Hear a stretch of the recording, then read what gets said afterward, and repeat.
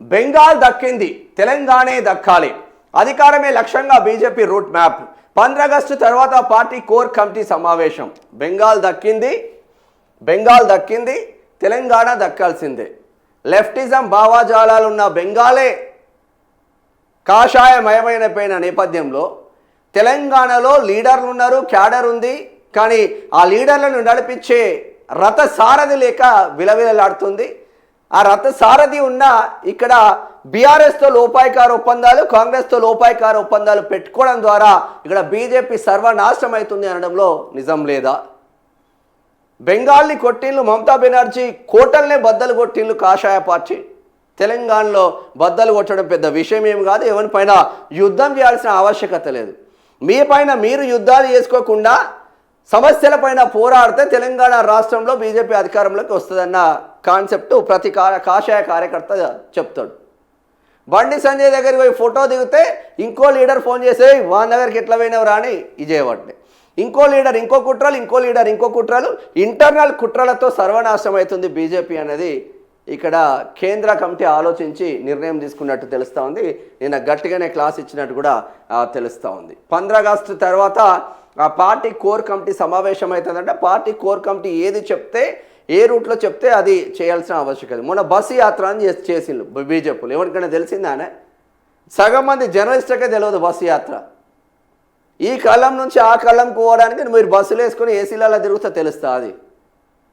సంగ్రామ యాత్రలాగా దీని తల్లి ఒక రోడ్ మ్యాప్ పెట్టుకొని మీరు పోతూ ఉంటే గది మంచితనం అనిపిస్తుంది. కేవలం 2 సంవత్సరాలు ఉన్నాయి ఎలక్షన్స్కి. ఇప్పటి నుంచి టార్గెట్ చేస్తేనే కదా పార్టీలో జోష్ వచ్చేది అని ఆలోచించినట్టు తెలుస్తూ ఉంది. నిన్న బండి సంజయ్ నేతృత్వంలో బండి సంజయ్ నివాసంలో భారీ ఎత్తున నిన్న అందరూ సమావేశమైనారు. గ్రేటర్ బరిలో ఒంటరిగానే పోటీకి నిర్ణయం. మరి మీరు ఒంటరిగానే పోటీకి నిర్ణయం తీసుకుంటున్నారు. గ్రేటర్ బరిలో బీజేపీ ఒంటరిగానే పోటీకి నిర్ణయం తీసుకుంటుంది.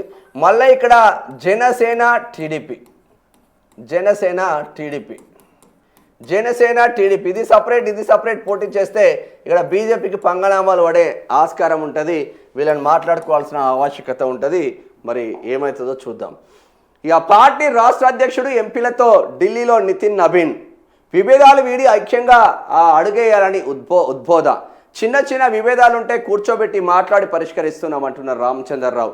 ఆందోళన వద్దు, నేను మీతోనే ఎన్డీఏ ఎంపీలకు ప్రధాని మోదీ హామీ ఇస్తూ ఉన్నారు. సరే, ఏది ఏమైనా చిన్న విభేదాలుంటే కూర్చోబెట్టుకొని మాట్లాడుకోవాలంటే అటు బండి సంజయ్కి ధర్మపురి అరవింద్కు, బండి సంజయ్కి ఈటెల రాజేందర్ ధర్మపురి అరవింద్ కలిసి ఆ బండి సంజయ్ మీద కుతంత్రాలు చేసిండ్రు. దానికి బీఆర్ఎస్ కేటీఆర్తో ములాఖాత్ అయి కేటీఆర్ ఆర్ఎస్ ప్రవీణ్ కుమార్ రంగంలో దింపి ఇదంతా తతంగం అందరికీ తెలిసిందే. కల్వకుంట్ల కవితను కొట్టడం కోసం, బండి సంజయ్ని కొట్టడం కోసం కేటీఆర్ ఇక్కడ అరవింద్తో చేతులు కలిపిండు, అరవింద్ కేటీఆర్తో చేతులు కలిపిండు అనేది ఇంకొక ఆరోపణలు వినిపిస్తూ ఉన్న నేపథ్యంలో మీరు కొట్టుకో చేస్తే అధికారంలోకి రాదు. ఒకవేళ మీరు ఇలానే కొట్టుకో చేస్తే మీ అందరినీ పక్కన పెట్టి ఆ నియోజకవర్గంలో ఆ జిల్లాలో ఇంకో కొత్త వ్యక్తిని ప్రోత్సహిస్తాం అని కేంద్రం గట్టిగానే వార్నింగ్ ఇచ్చినట్టు తెలుస్తూ ఉంది. ఈ కథ ఏంది చూద్దాం. ఫస్ట్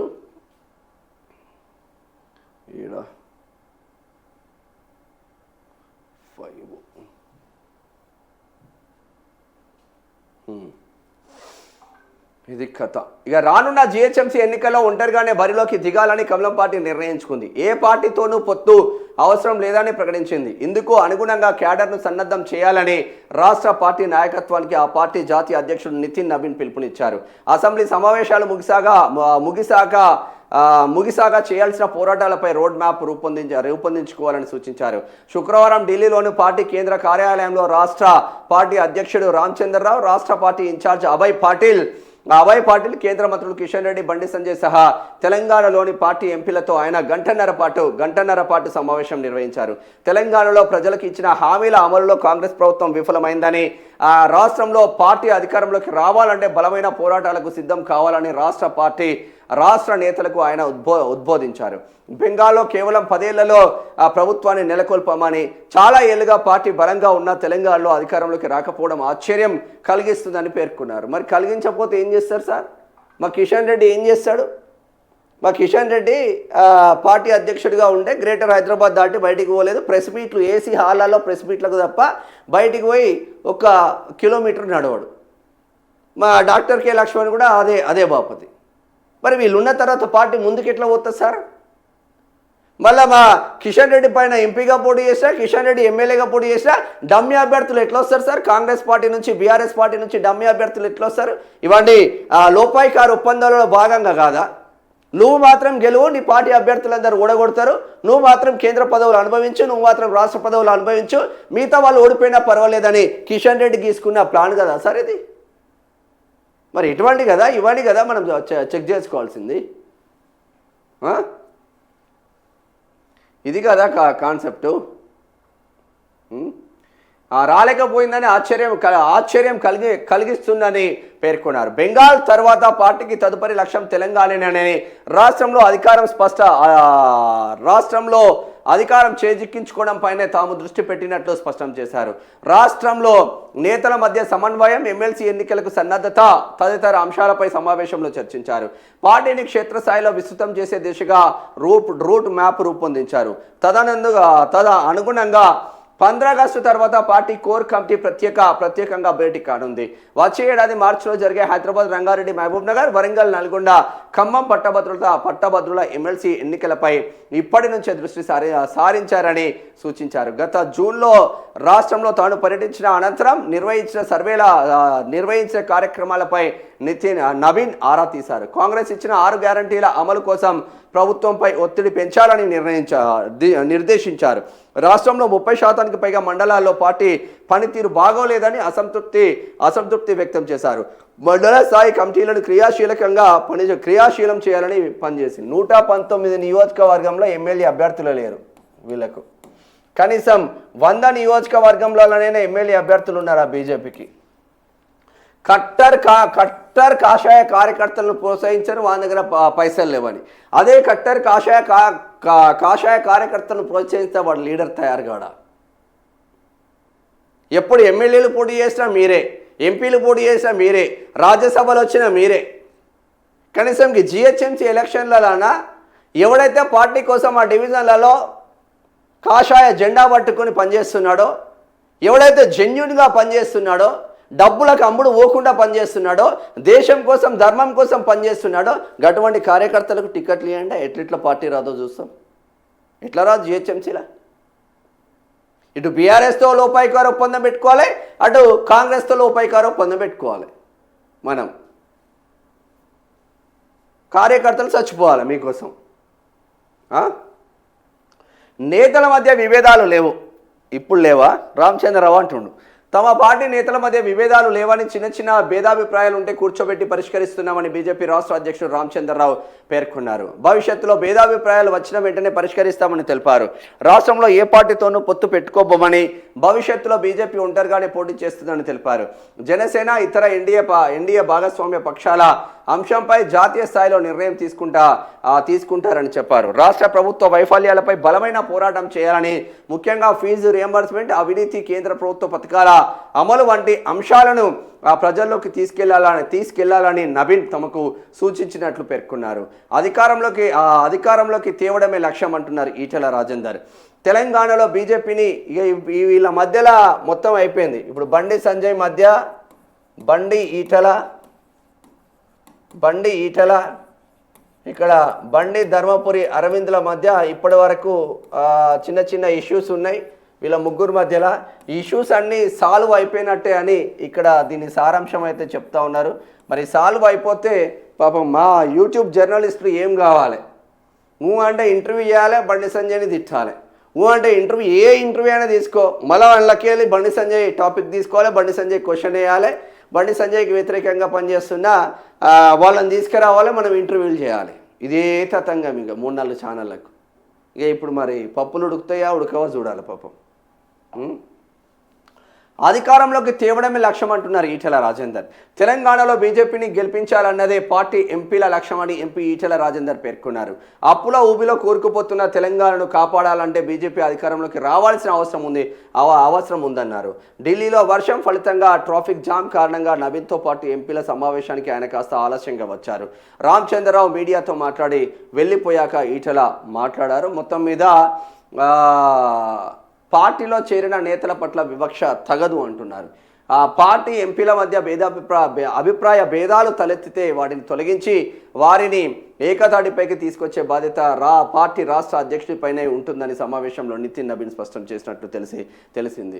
పార్టీలోకి చేరిన నేతల పట్ల పాత కొత్త అనే వివక్ష చూపెట్టవద్దని, నేతల మధ్య ఐక్యతకు సమన్వయంకు తగిన చర్యలు తీసుకోవాలని ఆదేశించినట్లు ఆ పార్టీ వర్గాలు తెలిపాయి. విభేదాలు పెట్టుకోవద్దని నేతలకు నవీన్ సూచించినట్టు తెలుస్తుంది. మరి ఈయన సంవత్సర కాలం అయింది కదా, సంవత్సరంన్నర అవుతుంది కదా ఇప్పుడు రామచంద్రరావు అధ్యక్షుడిగా ఏర్పడి. మరి ఎన్ని రోజులు బండి సంజయ్కి ఈటెల రాజేందర్కు, బండి సంజయ్కి ధర్మపురి అరవింద్ ఈటెల రాజేందర్ కలిసి బండి సంజయ్ మీద కుట్రలు, ఇవన్నీ ముగ్గురు ఒకరి మీద ఒకరు కుట్రలు చేసుకుంటుంటే ఇక్కడ పార్టీ రాష్ట్ర అధ్యక్షునికి తెలియదా? మరి రండయ్యా, మీరు ముగ్గురు రండి, ఆదేశం ఇచ్చింది ఇక్కడ మాట్లాడాలని ఎందుకు అనకపోతే లాస్ట్కు మళ్ళీ రాజ్యసభ ఎంపీ ఓబీసీ జాతీయ అధ్యక్షుడు డాక్టర్ కే లక్ష్మణే మళ్ళా దిక్కండి హైదరాబాద్లో. అక్కడి నుంచి స్టార్ట్ అయిందని చెప్పుకోవచ్చు ఒక అడుగు. లక్ష్మణ్ ఇంటిలో స్టార్ట్ అయిన అడుగు ఢిల్లీలో ఎండ్ అవుతున్న నేపథ్యం మాత్రం ఉంది. అందరూ ఎవరికి వాడే యమునా తీరి కాకుండా అందరూ కలిసికట్టుగా ఒక రోడ్ మ్యాప్ క్లియర్ చేసుకొని తెలంగాణ రాష్ట్ర వ్యాప్తంగా ఒక రోడ్ మ్యాప్ క్లియర్ చేసి అన్ని నియోజకవర్గాలను టచ్ అయ్యే విధంగా, బీజేపీ ఎక్కడెక్కడ స్ట్రాంగ్ ఉందో ఆ నియోజకవర్గాలు ఇంకా టచ్ అయ్యే విధంగా రూట్ మ్యాప్ క్లియర్ చేసుకొని ఇక్కడ పాదయాత్రలు చేస్తేనో, బస్సు యాత్రలు చేస్తే ఎవడు రాడురా నాయన. పాదయాత్రలు చేస్తే దానికి ఒక జోష్ వస్తుంది. బస్సు యాత్రలు, మోటార్ సైకిళ్ళ యాత్రలు ఎవడైనా చేస్తాడు, 100 కిలోమీటర్లు 1000 కిలోమీటర్లు. ఆ బాధలు తెలియాలి, ఆ కార్మికుల బాధలు తెలవాలి, రైతుల బాధలు తెలవాలి, కర్షకుల బాధలు తెలవాలి, ఎంప్లాయీస్ బాధలు తెలియాలి, విద్యార్థుల బాధలు తెలవాలంటే నువ్వు వెళ్ళే పాదయాత్రలో ఈ స్కూల్స్ ఉంటాయి, కాలేజీలు ఉంటాయి, కార్మికులు ఉంటారు, రైతులు ఉంటారు, పొలాలు ఉంటాయి, అన్నీ ఉంటాయి. కాబట్టి వాళ్ళతో మాట్లాడుకుంటూ పోతే what is situation is going అనేది తెలుస్తుంది. కార్లు వేసుకొని ఏసీ అద్దాలు పెట్టుకొని ఏసీలలో సన్ గ్లాసులు పెట్టుకొని మళ్ళా దిగిన తర్వాత సన్ గ్లాసులు పక్కనే పెట్టి నేనే లీడర్ అంటే నడవదు.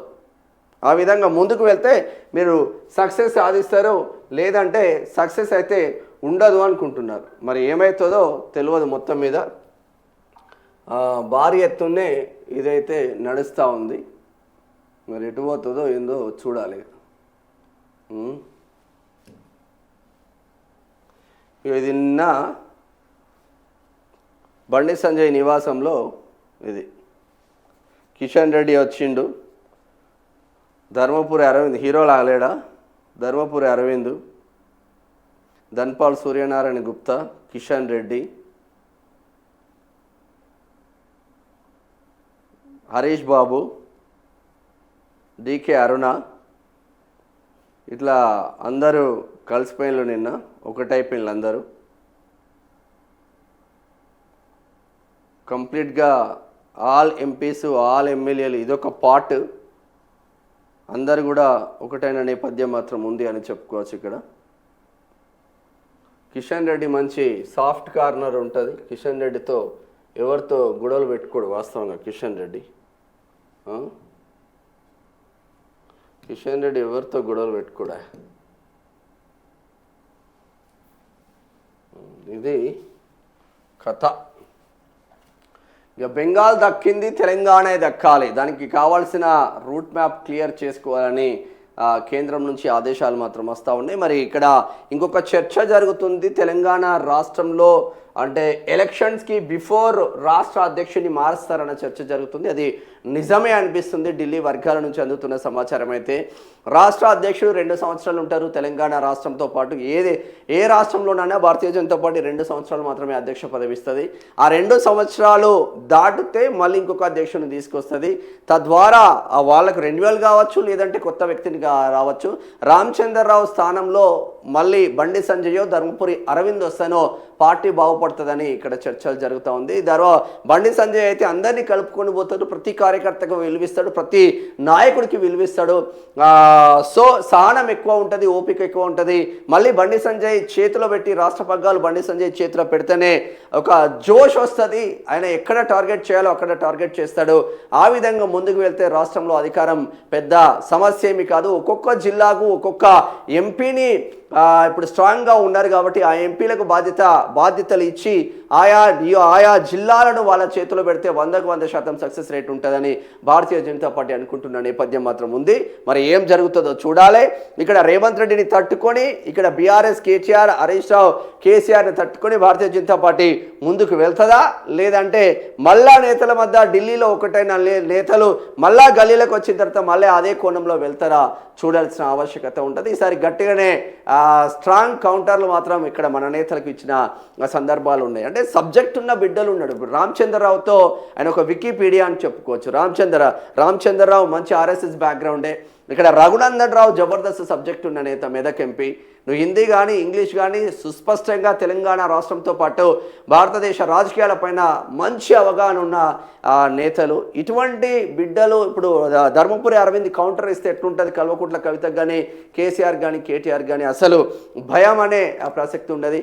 ఇటువంటి బిడ్డలను అందరినీ ఉపయోగించుకుంటే జబర్దస్త్గా ఉంటుంది. ఇప్పుడు కామారెడ్డి ఎమ్మెల్యే కాటిపల్లి వెంకటరమణారెడ్డి కావచ్చు, ఆర్మూరు ఎమ్మెల్యే రాకేష్ రెడ్డి కావచ్చు, ఇక్కడ ధన్పాల్ సూర్యనారాయణ గుప్తా కావచ్చు, ఇక్కడ రాజాసింగ్ని కూడా తీసుకొని ఇంకా ముందుకు వెళ్తే ఇక్కడ గ్రేటర్ హైదరాబాద్లో పార్టీ బతికే ఆ ఛాన్స్ మాత్రం ఉంటుందని చెప్పుకోవచ్చు. గ్రేటర్ హైదరాబాద్లో 24 నియోజకవర్గాలు ఉంటే కేవలం రాజాసింగ్ మాత్రం ఒక్కడే గెలిచిండు. మరి రిమైనింగ్ లీడర్లు ఎందుకు గెలవలేకపోతున్నారు? రిమైనింగ్ లీడర్లు ఎలక్షన్లు వస్తేనే ప్రజలకు దగ్గర అవుతున్నారు. బట్ ఎలక్షన్లు ఓడినా గెలిచినా ప్రజలతో మమేకమైతే మిమ్మల్ని గుర్తుపెట్టుకుంటుంది, ఇండిపెండెంట్గా కూడా గెలిపించే ఆస్కారం కూడా ఉంటుంది. అది మీరు మర్చిపోవద్దు అన్న చర్చ కూడా నిన్న వచ్చినట్టు తెలుస్తూ ఉంది. ఇది బెంగాల్ తెలంగాణ దక్కాల్సిందే అన్న ఇంకొక కోణం కూడా వినిపిస్తూ ఉంది. ఇది